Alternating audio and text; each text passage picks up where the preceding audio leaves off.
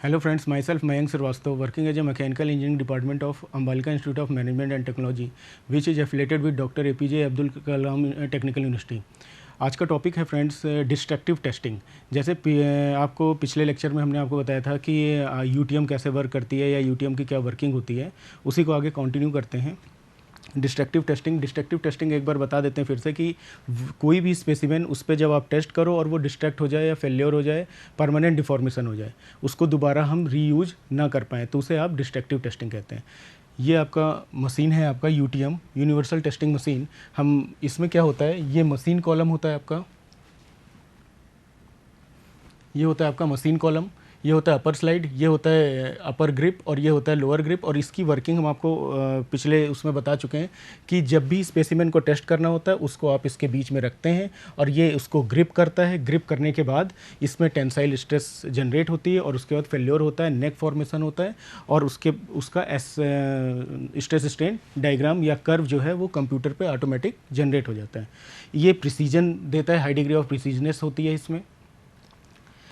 Voile conducting testing, tensile testing standard and specimen. Voile conducting, देखिए कोई भी अगर स्पेसिमेन को आप उस पर टेंसाइल टेस्ट करना है तो सेवरल टाइप के सोसाइटी ने अपने अपने नॉर्म्स दिए। अपने अपने नॉर्म्स में किस तरह से स्पेसिमेन को सेलेक्ट करना है या स्पेसिमेन का क्या डायमेंशन होगा या वो किस किस नॉर्म्स को फॉलो करते हुए सेलेक्ट किया जाएगा, उसके ये एग्जाम्पल्स दिए हुए हैं कि while conducting the experiment a specimen is prepared in according to a standard such as ASTM। ASTM stands for American Society of Testing Materials, ASM stands for American Society of Metals, JIS stands for Japanese Standards, BS stands for British Standard and DIN stands for German standards and last one जो हम लोग use करते हैं basically IS, that is Indian standards.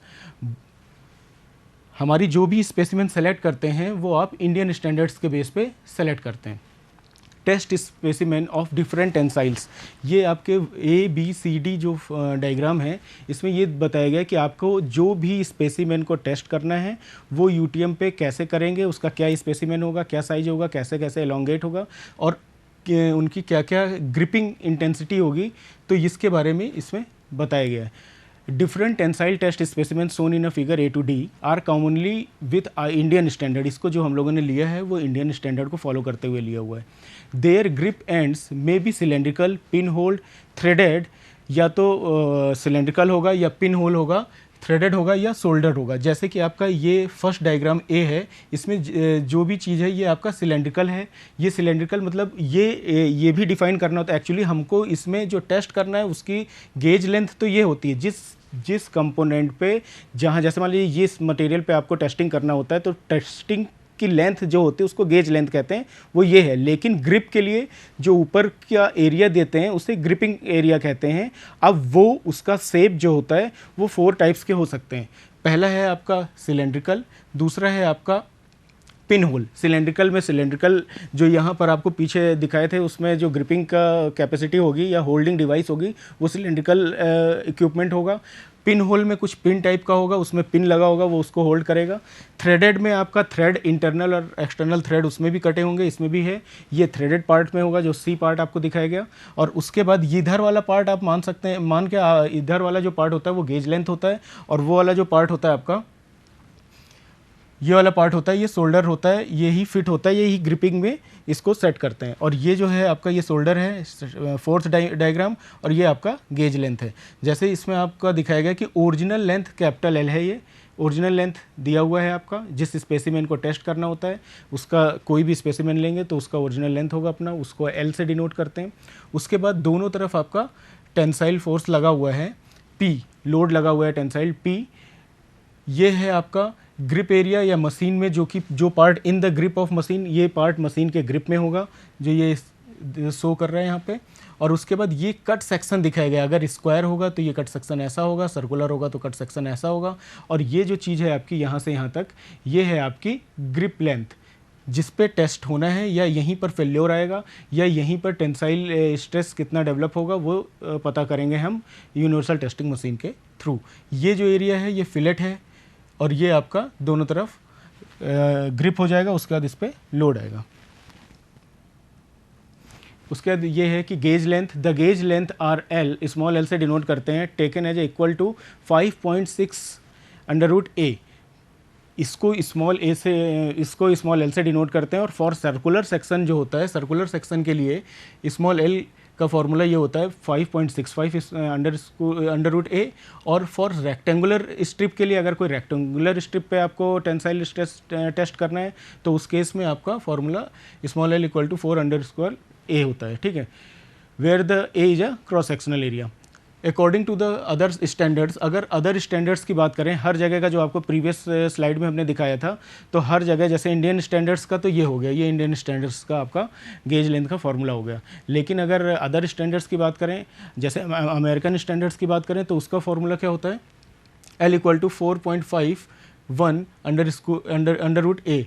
और British standard का क्या होता है आपका, L equal to 4.0 under root A. और DIN का क्या होता है, L equal to 11.2 under root ए।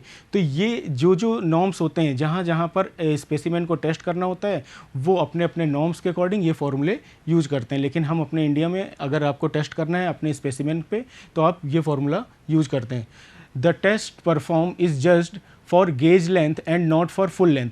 मतलब जो आपका स्लाइड पे लिखा हुआ है कि जो टेस्ट आपका परफॉर्म होगा वो केवल गेज लेंथ पे ही होता है, आपका पूरी लेंथ पे नहीं होता है। तो ये चीज़ हमको पहले ही कंसीडर करना पड़ता है कि हमको कितना लेंथ लेना है, गेज लेंथ कितना टोटल लेंथ होगा। अगर टोटल लेंथ कम हो जाएगा तो ग्रिपिंग पावर नहीं होगी, आपका प्रॉपर ग्रिप नहीं हो पाएगा।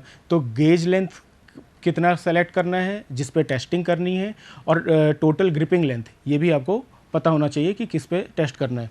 उसके बाद है the two ends of larger cross sectional area are gripped in the machine jaw. Machine का जो जॉ होता है, जॉ मतलब जबड़ा एक तरह से आप कह सकते हैं, जिसमें वो पकड़ते हैं उसको, तो ग्रिपिंग जिस पे करते हैं, तो वो जो होता है दोनों एंड को ग्रिप करता है। The fillet is provided so that there is a no stress concentration. Fillet क्यों देते हैं, जैसे स्ट्रेस कंसंट्रेशन ना आए। प्रोसीजर ऑफ टेंसाइल टेस्ट, इसके जो प्रोसीजर हैं वो 1 बाय 1 हम डिस्कस करते हैं इसमें। The tensile test, load P is applied gradually. जो आपको दिखाया गया था कि ये आपका मान लीजिए स्पेसिमेन है, इसमें इधर और इधर से टेंसाइल लग रहा है, लोड लग रहा है, और वो लगता है ग्रेजुअली, मतलब सडनली लोड नहीं लगाते हैं, बहुत धीरे धीरे आप इसमें लोड अप्लाई करते हैं दोनों साइड से। For each incremental value of P the elongation delta L of the gauge length is observed. मतलब कि जितना इंक्रीमेंट, मतलब जब जब आप लोड बढ़ाओगे तब तब इंक्रीमेंटल वैल्यू कुछ ना कुछ इंक्रीमेंट होगा उसके लेंथ के लॉन्ग, ठीक है। प्रिसीजन इंस्ट्रूमेंट सच एज, अब इसको जो प्रिसीजन इंस्ट्रूमेंट यूज करते हैं इसको नापने के लिए, वो होता है आपका डायल गेज। डायल गेज क्यों यूज करा जाता है, क्योंकि वो क्या होता है, सरफेस में कितना भी मान लीजिए बम्प है या कहीं पर भी कुछ भी एक साथ या वेरिएशन आ रहा है सरफेस पे, तो उसको यूज करने के लिए आप डायल गेज यूज करते हैं।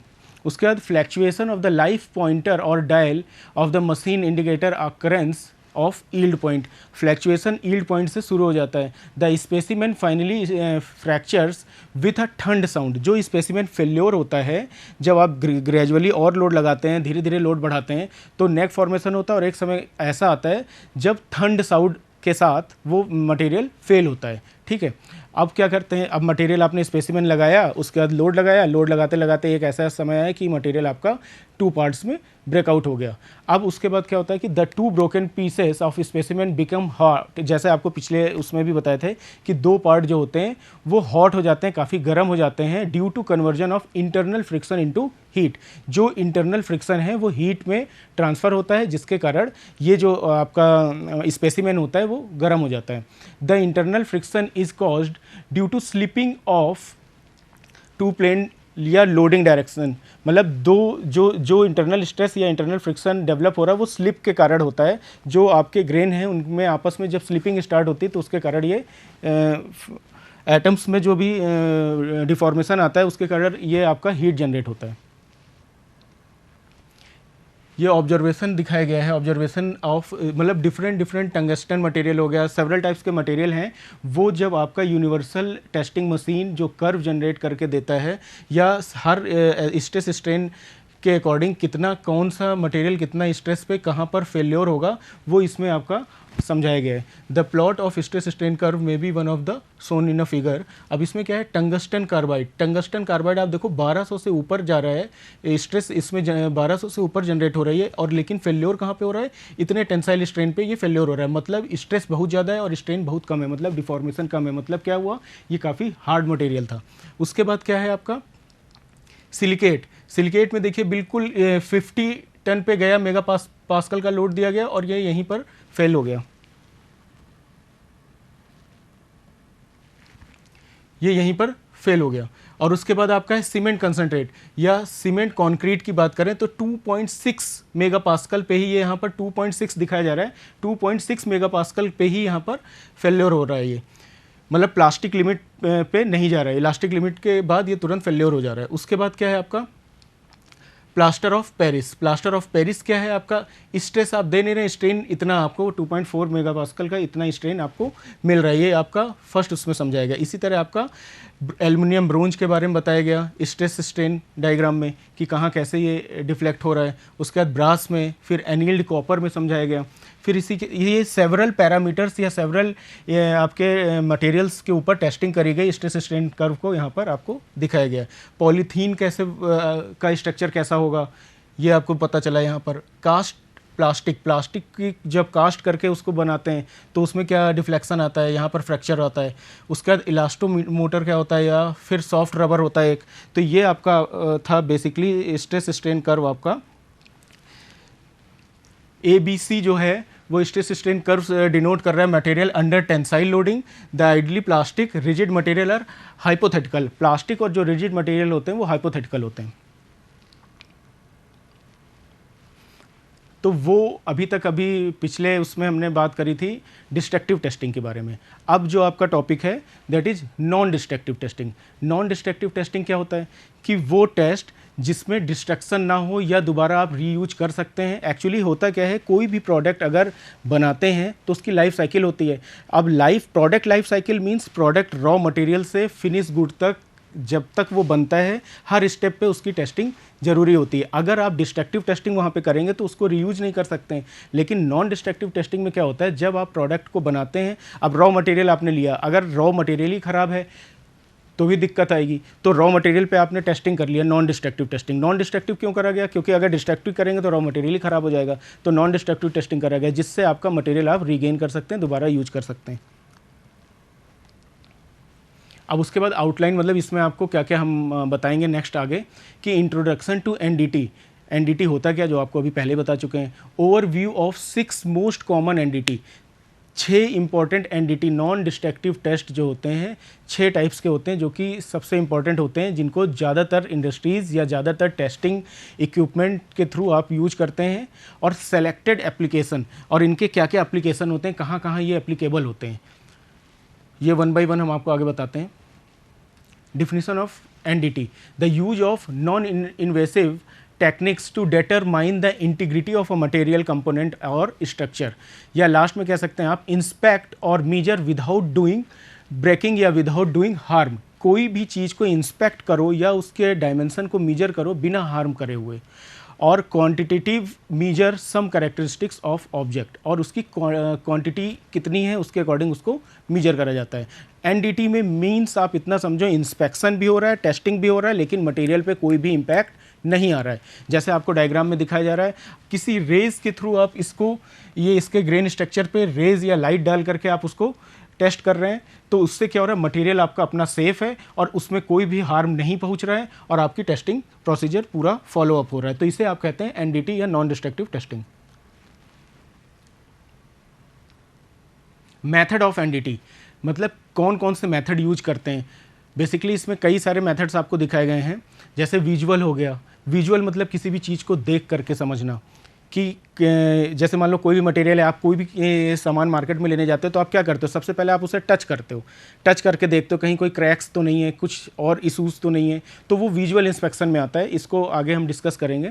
फिर टैप टेस्टिंग होती है, माइक्रोवेव की टेस्टिंग होती है, उसके बाद मैग्नेटिक पार्टिकल्स के थ्रू आप टेस्ट करते हैं, उसमें मैग्नेटिक फील्ड जनरेट करके आप जब टेस्ट करते हैं तो उसे मैग्नेटिक टेस्ट कहा जाता है। थर्मोग्राफी के थ्रू आप टेस्ट करते हैं, अल्ट्रासोनिक रेज या अल्ट्रासोनिक व्यूज़ के थ्रू आप टेस्ट करते हैं, लेजर रेज के थ्रू टेस्ट करते हैं, लिक्विड पेनिट्रेशन क्या होता है, किसी भी इक्विपमेंट में अगर मान लीजिए कहीं पर भी क्रैक्स है और आपने उसमें कोई भी लिक्विड में उसको पेनिट्रेट करके निकाला और उसके बाद अगर देखोगे तो वो लिक्विड उस जगह पर फिलअप हो जाएगा, फिर उस पर पाउडर कोटिंग करते हैं और वहाँ पर वो शो अप हो जाता है जब उसमें अल्ट्रावायलेट रेज डालते हैं, तो ये लिक्विड पेनिट्रेशन टेस्ट होता है। उसके बाद आपका फ्लैक्स लीकेज टेस्ट करना है तो फ्लैक्स का यूज करते हैं। तो ये सारे बेसिक मेथड होते हैं नॉन डिस्ट्रक्टिव टेस्टिंग के, जिसके थ्रू आप मटेरियल को बिना हार्म पहुंचाए टेस्ट करते हैं।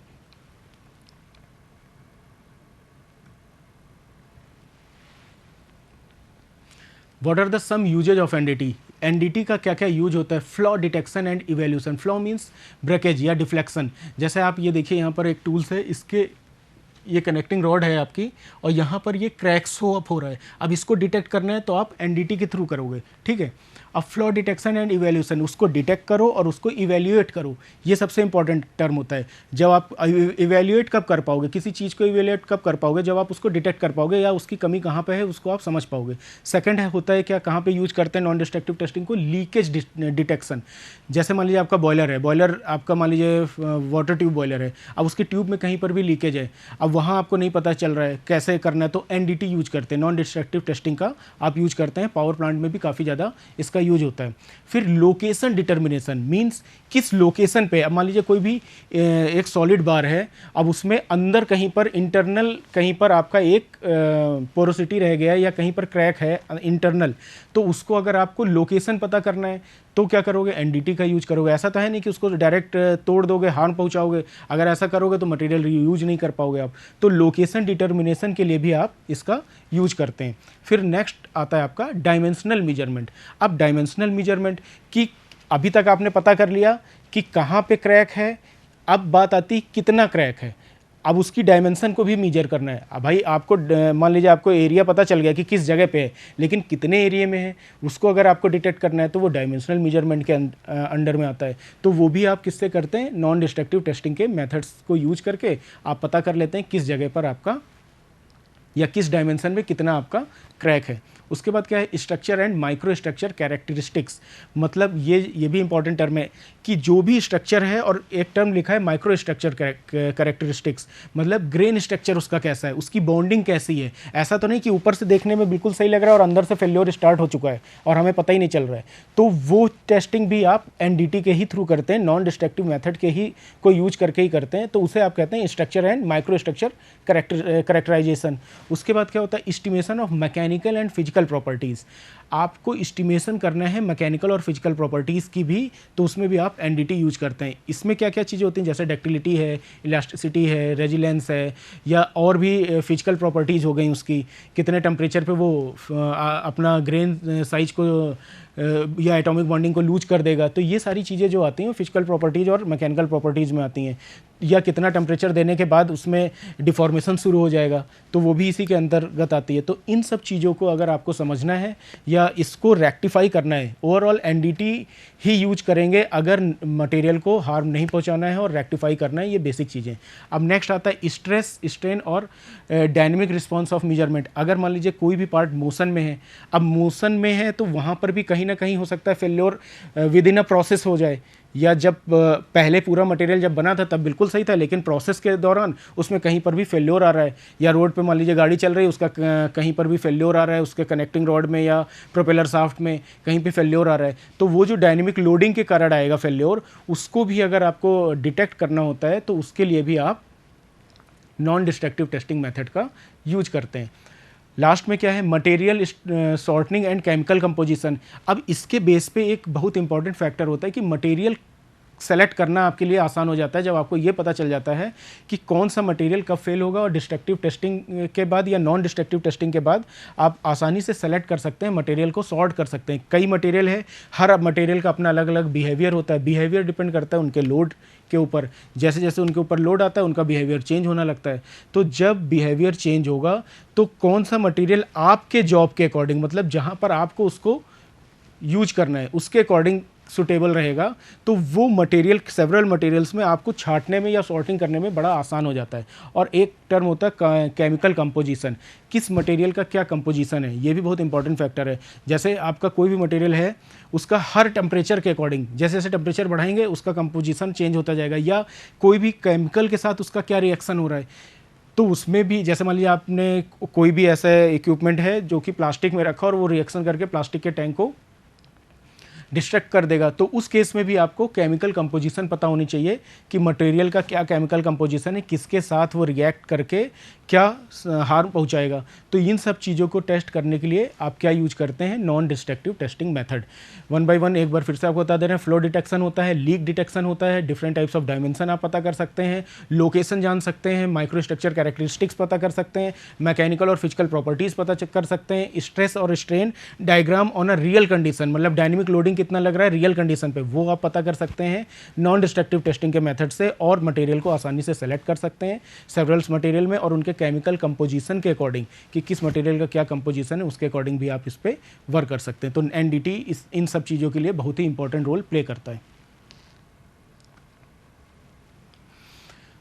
अब बात आती है कि व्हेन एनडीटी मेथड्स यूज, हमें एनडीटी मेथड कब यूज करना है। एक्चुअली होता क्या है कि कोई भी प्रोडक्ट जब भी मार्केट में आता है या बनता है तो उसकी अपनी प्रोडक्ट लाइफ साइकिल होती है। लाइफ साइकिल उसकी शुरू होती है रॉ मटेरियल से। रॉ मटेरियल आया, रॉ मटेरियल से फिनिश गुड तक के जो भी प्रोसेस होता है उसको प्रोडक्ट लाइफ साइकिल कहते हैं, और उसके बाद वो कितना सस्टेन करेगा वो भी उसमें इंक्लूड होता है। ठीक है, तो ये प्रोडक्ट लाइफ साइकिल में ये सारी चीज़ें इंक्लूड होती हैं। अब एनडीटी मेथड कहाँ कहाँ यूज करेंगे। एक्चुअली अगर आप मटेरियल बनाने के बाद टेस्ट करते हैं तो उसमें प्रॉब्लम क्रिएट होती है, आपका वेस्टेज जाता है और बहुत सारे इशूज आते हैं, आप बार बार फेल्योर होते हो, आप बार बार मटेरियल यूज करते हो, बार बार रीगेन करते हो, रॉ मटेरियल बार बार खरीदना पड़ेगा। तो उन सब चीज़ों से बचने के लिए आपने एनडीटी लिया, और एनडीटी को क्या करते हैं, जितने भी वर्कबेंच हम किसको बोल रहे हैं कि जितनी भी प्रोसेस होगा, जैसे मान लीजिए कोई भी इक्विपमेंट है उसकी मैन्युफैक्चरिंग प्रोसेस होती है। सबसे पहले रॉ मटेरियल सिलेक्शन होगा, फिर उसके बाद उस पर काम होगा, उसको एक पार्टिकल में मान लीजिए कोई भी साफ्ट है या कुछ भी आपको बनाना है, तो आपने पहले क्या करा, रॉ मटेरियल लिया। अब रॉ मटेरियल का डिजाइन के अकॉर्डिंग उसमें आपने सबसे पहले कटिंग ऑपरेशन करी, अब आपने डिजाइन के अकॉर्डिंग उसको कट करा। अब कट करने के बाद तुरंत उसको टेस्ट करेंगे, पहले रॉ मटेरियल पे टेस्ट करेंगे, कटिंग के बाद भी टेस्ट करेंगे कि जो कटिंग लोड आ रहा है उसके कारण कहीं ऐसा तो नहीं इंटरनल स्ट्रेसेस ज़्यादा डेवलप हो गई हैं और आपका क्रैक कहीं डेवलप हो गया है जिसके कारण फेल्योर होगा, तो वहाँ पर आप उसको चेक कर लोगे। फिर सेकेंड स्टेप क्या होता है आपका, नेक्स्ट स्टेप में अगर आप इक्विपमेंट को किसी भी मशीन में अगर होल्ड करा रहे हो या ग्रिप करा रहे हो, तो ग्रिप कराने के बाद भी उसको चेक करते हैं प्रॉपर डायमेंशन में ग्रिप है कि नहीं। अगर कहीं पे अलाइननेस रह गई है तो वहाँ पर फेल्योर के चांसेस बढ़ सकते हैं। वो आप एनडीटी के ही थ्रू करेंगे, वो आप विजुअल के थ्रू कर सकते हैं, मतलब आप बाई अपनी आइज़ मतलब देख करके या टच करके उसको समझ सकते हैं कि ये सही है कि नहीं, या एंगल के थ्रू मेजर कर सकते हैं किसी एंगल में डिफॉर्मेशन तो नहीं है। उसके बाद क्या होगा, machining operation first step start हुआ। मान लीजिए स्टार्ट होने के बाद आपने कोई भी कंपोनेंट, मान लो आप एक छोटा सा एग्जांपल लेते हैं, आपने बोल्ट बना लिया। अब बोल्ट बनाया, अब बोल्ट की जो भी लेंथ है या जो भी है आपका बना, अब उसके बाद जब मशीनिंग ऑपरेशन हो चुका है तो उसके कारण कोई ऐसा तो नहीं फेल्योर या कोई भी चीज़ आ रही है या उसके डायमेंशन में कोई चेंजेज आ रही है, तो उसको आप चेक करोगे, तब वहाँ एनडीटी यूज करोगे। ठीक है, अब उसके बाद फिर नेक्स्ट स्टेप आता है आपका असेंबल। मान लो 2 आइटम आपने बना लिया, अब असेंबली कर रहे हो। असेंबलिंग के दौरान भी अगर हाई स्ट्रेस जनरेट हो रहा है तब भी आप क्या करते हैं, चेक करते हैं एनडीटी मेथड के थ्रू। ठीक है, कौन कौन से मेथड इसमें यूज होते हैं वो अभी आगे हम नेक्स्ट स्लाइड में 1 बाय 1 आपको डिस्कस करते हैं। तो इसमें जैसे पहला स्टेप है कि to assist in product development, इसका क्या यूज होता है, प्रोडक्ट को डेवलपमेंट मतलब हर स्टेप पे डेवलपमेंट में ये मेथड बड़ा असिस्ट करता है, बड़ा सहयोग करता है आपका। फिर क्या होता है, टू स्क्रीन और सॉर्ट इनकमिंग मटेरियल्स, इसमें क्या होता है, स्क्रीनिंग करना। स्क्रीनिंग मतलब उसको छांटना या देखना या अच्छे से समझना और उसको सॉर्ट आउट करना, उसकी कमियां कोई भी मटेरियल्स होगा। फिर to monitor, improve and control manufacturing process, ये सबसे इंपॉर्टेंट है कि एनडीटी के थ्रू आप क्या करते हैं, कोई भी मैन्युफैक्चरिंग प्रोसेस चल रहा होता है तो उसको मॉनिटर करते हैं। मॉनिटर मतलब विजुलाइज करके देख सकते हैं। इम्प्रूव करते हैं मतलब कि कोई भी फेल्योर मिला तुरंत इंप्रूवमेंट होगा, इंप्रूवमेंट नहीं होगा तो आगे फेल्योर बढ़ता चला जाएगा। तो उस चीज़ को बचाने के लिए आप क्या करोगे, इंप्रूव करोगे, और उसके बाद उससे क्या फ़ायदा होगा, आपका मैन्युफैक्चरिंग प्रोसेस कंट्रोल हो जाएगी। एक होता है अनकंट्रोल और एक होता है कंट्रोल। मैन्युफैक्चरिंग प्रोसेस कंट्रोल का मतलब कि जो चीज़ आपने बनाई प्रोसेस को फॉलो करते हुए ऑब्जेक्ट पूरा बन के तैयार हो गया, वो कंट्रोल्ड मैन्युफैक्चरिंग हुआ। अनकंट्रोल्ड आपने कहीं पे ध्यान नहीं दिया या कोई भी प्रॉब्लम या कोई भी डिफेक्ट्स आ गया और आपने उसको बाद में मेजर करा तो अनकंट्रोल के कारण क्या हो गया, फेल्योर आ गया, तो वो अनकंट्रोल करता है। तो ये जो एनडीटी होता है ये सबसे ज़्यादा इंपॉर्टेंट होता है कंट्रोल्ड मैन्युफैक्चरिंग प्रोसेस में। उसके बाद क्या आता है, to verify proper processing such as heat treating. अब क्या होता है, ये एनडीटी में ये भी बहुत इंपॉर्टेंट होता है कि मान लीजिए आपने प्रोडक्ट बना लिया, अब उसके बाद हीट ट्रीटमेंट करना है, क्वेंचिंग करना है या और भी ऑपरेशन करना है, पॉलिशिंग करना है, तो जो भी प्रोसेस आपको करना है उसमें कहाँ कहाँ मान लिया क्वेंचिंग है, क्वेंचिंग ऑपरेशन आपने करा, मटेरियल बहुत हार्ड हो गया, अब आपको पता नहीं चल रहा है, आउटर सरफेस से सही लग रहा है, तो उसको आप कैसे चेक करोगे, उसकी हार्डनेस टेस्ट करोगे या आप उसको एनडीटी के थ्रू आप चेक कराओगे। तो वो प्रोसेस भी इसमें हेल्प करता है to verify proper processing such as heat treating.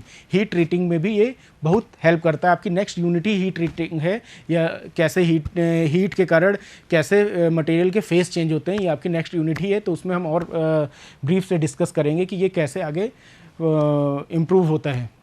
उसके बाद क्या है, टू वेरीफाई प्रॉपर असेंबली, जो आपको अभी पहले भी डिस्कस करा कि प्रॉपर असेंबली में इसका क्या योगदान होता है, उसमें भी आपको एनडीटी देखना पड़ता है। मतलब कि दो पार्ट आपस में प्रॉपर मेट हुए हैं कि नहीं। अगर मान लीजिए दो पार्ट है, एक ये पार्ट है एक और पार्ट है, कोई आपस में मेट करना है, अब मेट प्रॉपर असेंबली नहीं हुई है तो क्या होगा, हो सकता है कुछ समय बाद वो डिसेंबल हो जाए, डिसेंबल हो जाएगा तो प्रॉब्लम क्रिएट होगा। अब फॉर एग्जांपल आप ऐसे ही एक लाइव एग्जांपल आप देख सकते हैं अपने ऑटोमोबाइल का। अगर आपका व्हील है, आप देखो आप अलाइनमेंट चेक कराने जाते हो, व्हील अलाइनमेंट चेक करते हो, तो व्हील अलाइनमेंट क्यों चेक कराना पड़ता है? अगर नहीं आप कराएंगे, प्रॉपर व्हील अलाइनमेंट नहीं है तो क्या होता है, लोड आता है। कब आता है? फैटिग लोड आता है। कब आता है? जब वो रोड पे गाड़ी चलती है, तब लगातार लोड आ रहा है और प्रॉपर इन अलाइनमेंट नहीं है तो क्या होगा, फेल्योर के चांसेस बढ़ जाएंगे और एक समय ऐसा आएगा मटेरियल फेल हो जाएगा, एक्सीडेंट बढ़ जाएंगे। तो उन चीज़ों को बचाने के लिए आप असेंबली के टाइम पर भी इसको चेक करते हैं कि क्या क्या प्रॉब्लम आती है, टू वेरीफाई प्रॉपर असेंबली, आपकी प्रॉपर असेंबली हुई है कि नहीं। ये बहुत अगर प्रॉपर नहीं होगा तो क्या होगा, स्ट्रेस जनरेट होगा। अगर मान लीजिए कहीं पर इंक्लाइंड हो गया है किसी भी अलग डायरेक्शन में, एक लाइन में प्रॉपर, इसीलिए क्या होता है कंस्ट्रेंट लगाते हैं। जब आप सॉफ्टवेयर पे इसको करेंगे और दो पार्ट को मेट करेंगे तो उसमें कंस्ट्रेंट आता है, ये एक्सिस लाइन और नीचे की फीमेल और मेल एक्सिस लाइन को क्या करना पड़ता है, एक ही लाइन में अलाइन करना पड़ता है। जैसे ही अलाइंड होगा उसके बाद आप उसको क्या करते हैं, असेंबल करते हैं, तो क्या होता है, एक अच्छा असेंबली कहलाता है। और अगर ऐसा नहीं होता है तो क्या होता है, स्ट्रेस डेवलप होगा। मान लीजिए किसी एंगल पे हो गया तो उसमें क्या होगा, ये वाला इम्पैक्ट, अगर मान लीजिए कहीं पर डायनेमिक लोडिंग है तो ये इम्पैक्ट इस पर डालेगा जिसके कारण फेल्योर के चांसेस बढ़ जाएंगे। फिर लास्ट आपका है to inspect for in service damage. ये भी इंपॉर्टेंट है कि सर्विस के दौरान आप उसको डैमेज से बचाने के लिए भी आप एनडीटी का यूज करते हैं, जिसे आप नॉन डिस्ट्रक्टिव टेस्टिंग कहते हैं। तो बेसिकली आपको हमने बताया कि कहाँ कहाँ नॉन डिस्ट्रक्टिव टेस्टिंग का यूज होता है।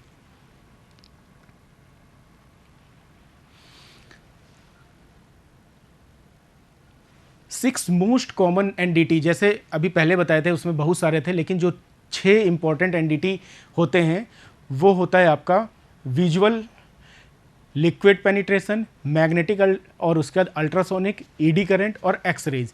ये जो 6 इंपॉर्टेंट होते हैं इसमें सबसे पहला होता है विजुअल। एक्चुअली इंजीनियरिंग में अगर देखा जाए तो 6 ही चीज़ें होती हैं जिसके थ्रू आसानी से आप किसी भी चीज़ को बिना हार्म पहुँचाए अच्छे से इंस्पेक्ट कर सकते हैं। तो सबसे वन होता है लिक्विड, फिर होता है लिक्विड पेनिट्रेशन, सबसे वन होता है सॉरी विजुअलाइजेशन, आप विजुअल करके उसको देखो, देख करके उसको समझो, तो विजुअलाइजेशन हो गया। फिर होता है लिक्विड पेनिट्रेशन, आप कोई भी लिक्विड उसमें पेनिट्रेट करो, अगर क्रैक आया है तो वो लिक्विड उसको एब्जॉर्व कर लेगा क्रैक, और उसके बाद उसमें पाउडर कोटिंग करते हैं, उसके बाद उसको एक यूवी अल्ट्रावायलेट रेज से गुजारते हैं और तब इंस्पेक्ट करते हैं। तो देखते हैं वहाँ पर जो टेस्ट मिलता है विदाउट फेल्योर ऑफ प्रोसेस या विदाउट फेल्योर ऑफ मटेरियल, उसे आप liquid penetration non destructive testing कह सकते हैं।